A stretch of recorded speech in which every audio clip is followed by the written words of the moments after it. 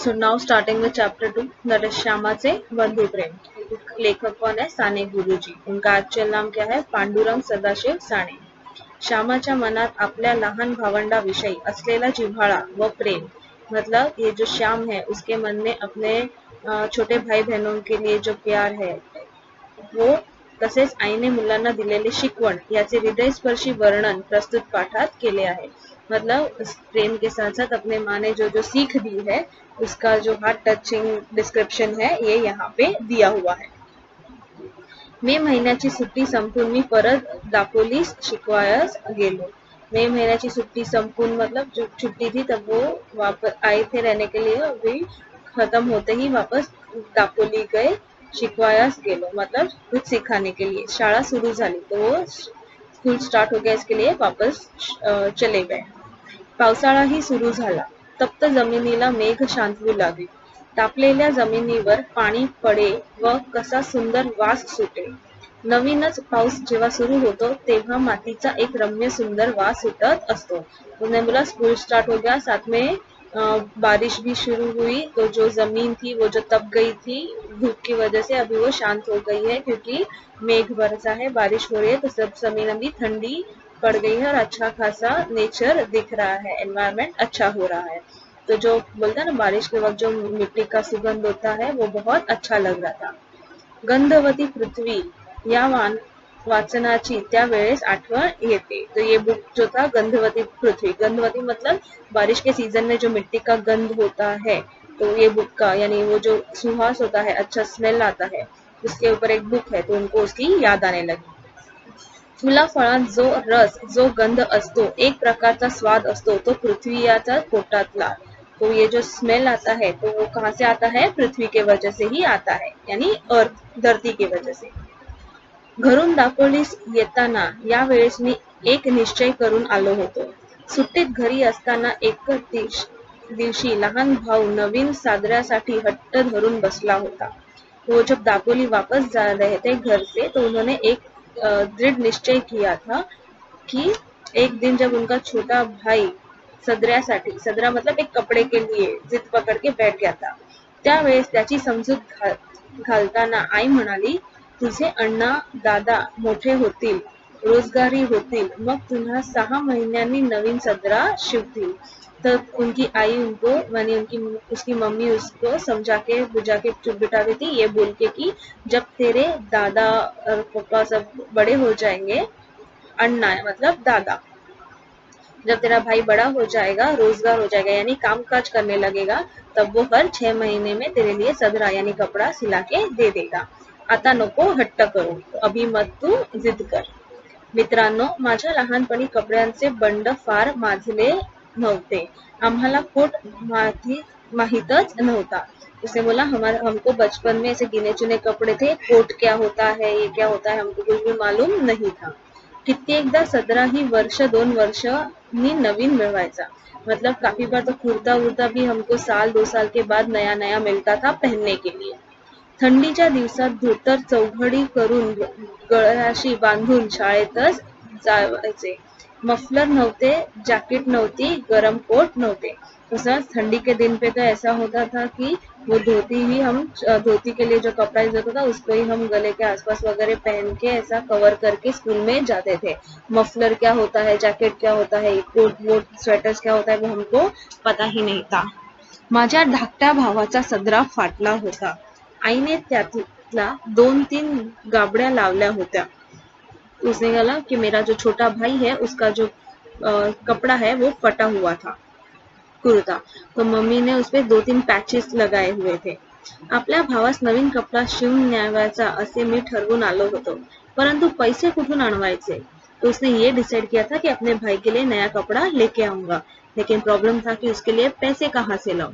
माझे वडील कोर्ट कचेरीत कामास दापोलीस येत. वडील दापोलीस आले म्हणजे आणा 2 आणे मला खाऊला म्हणून देऊनच जायचे. उसने बोला कि मेरे डैडी कोर्ट कचहरी के काम से दापोली आते थे और जब भी वो आते थे तो मेरे को 1 आना 2 आने ऐसे देके जाते थे खाने पीने के लिए. खाऊच्या पैशातलं 1 पैसाही खाऊ मध्ये न खर्च करण्याचे मी ठरवले. तो उसने सोचा ये जो मेरे को खाने पीने के लिए पैसे देते हैं वो भी मैं खाने पीने के लिए खर्चा नहीं करूंगा, ऐसा उसने डिसाइड किया। ज्येष्ठात आमची शाळा सुरू झाली, यानी ज्येष्ठ महीने में हमारी स्कूल शुरू हो गई। गणेश चतुर्थीला 3 महिने होते, तेवढ्या महिन्यात या खाऊच्या पैशांचा रुपयाभर जमला असता। गणेश चतुर्थीस धाकट्या भावास कोट किंवा सदरा शिवून न्यायचा असे मी मनात निश्चित केले।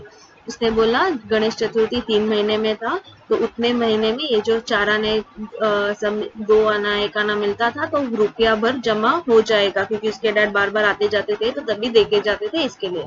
तो वो पैसे से वो अपने भाई के लिए एक कोट या फिर एक नया सदरा सिलवा के लेके जाएगा, ऐसा उसने डिसाइड किया।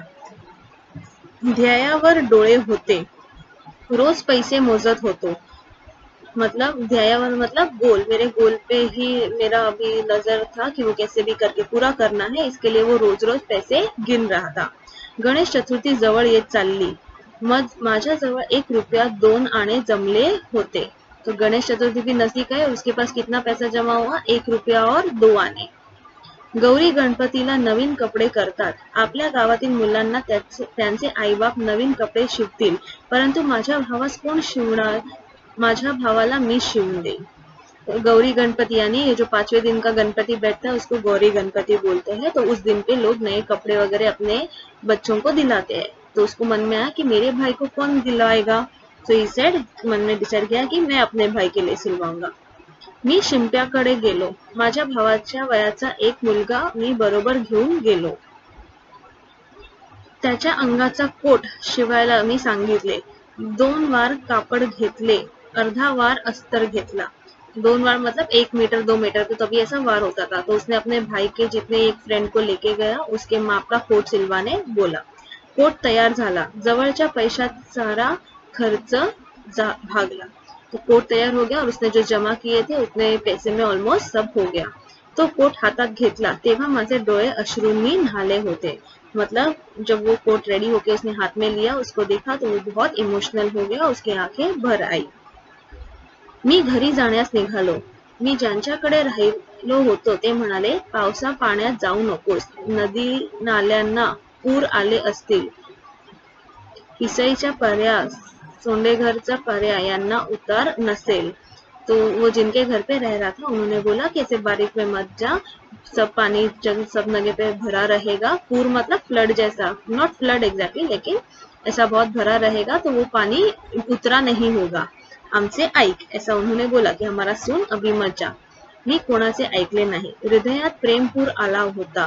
तो नदीला आल्यास थोडीच भीक लागणार, तो उसका दिल पूरा भर आया था। उसको ऐसा हो रहा था कि कब मैं एक बार अपने छोटे भाई को ये कोट दे दूं, तो वो थोड़ी ना रुक सकता था, उसका एक्साइटमेंट बहुत ज्यादा था। नवीन कोट बांधून घेऊन मी निघालो, पंख असते तर एकदम उडून गेलो असतो। चालण्याचे श्रमच वाटत नव्हते, सुख स्वप्नात दंग होतो। आईला किती आनंद होईल या कल्पनेत मी होतो। नवीन कोट बघून तो उसको बहुत ऐसा पंख आ गया, ऐसा उड़ने लगा है, ऐसा लगा उसको कि कब एक बार का पहुंचता हूँ। आंखों के सामने ऐसे मस्त ऐसे चित्र आने लगा कि माँ कितनी खुश होगी, भाई कितना खुश होगा, यही सोच रहा था वो। एक नानेटी माझ्या पायाजवळून उडी मारून गेली। नानेटी म्हणून एक सापाचा प्रकार आहे। तो एक सांप का जो प्रकार था उसके पैर से आगे उड़ी मार के निकल गया। तिचा हिरवा रंग असतो। नानेटी उड्या मारत जाते, मला जरा भीती वाटली, जपून चालू लागलो। तो नानेटी जो है वैसे छोटे सांप है, वैसे उड़ी मार मार के ही जाते हैं। तो उसने देखा कि ऐसा कुछ है, तो वो ध्यान से चलने लगा। पिसाईचा पर्या दुतडीवर भरून वाहत होता, त्याच्या पायाला ओढफार, त्याच्या पाण्याला ओढफार। काय करायचे, आईचे नाव घेतले व शिरलो पाण्यात। जैसे उस आंटी ने उनको बोला था कि पिसाई यानी एक जगह का जो पानी है वो उतरा ही नहीं था, उसने बोला कि करूँ क्या, तो उसने अपनी माँ का नाम लिया और घुस गया वो पानी में। हातात काठी होती, पुढे काठी टाकायची व मगच पाऊल टाकवायचे। तो पहले वो लकड़ी से श्योर करता था कि आगे खड्डा वड्डा ऐसा कुछ है नहीं, और वो उसके बाद ही पैर रखता था। मी वाहून जाण्याचे बेतात होतो, परंतु कसा बसा बाहेर आलो। उसको लगा कि वो भी पानी के साथ बह जाएगा, पर वो जैसे तैसे मैनेज करके बाहर निकल आया। इतर नदी नाल्यांना प्रेमाने भेटवायचे जाणार तो नाला, तो मला कसा बुडवेल, उसने बोला इतर नदी जैसा एक पानी दूसरे पानी को मिलने नदी दूसरे नदी को मिलने जा रही है तो उनके बीच में जैसा प्रेम प्यार है तो